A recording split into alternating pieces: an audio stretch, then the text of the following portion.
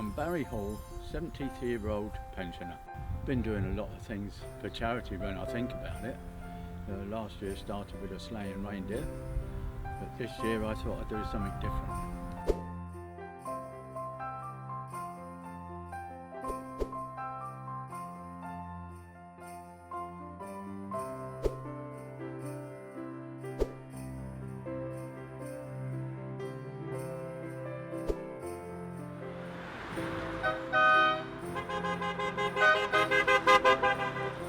My daughter, when I do things, oh yeah, okay Dad, you know, but this year she put on Facebook, my dad built that with his bare hands, bless him. I'm so proud of him.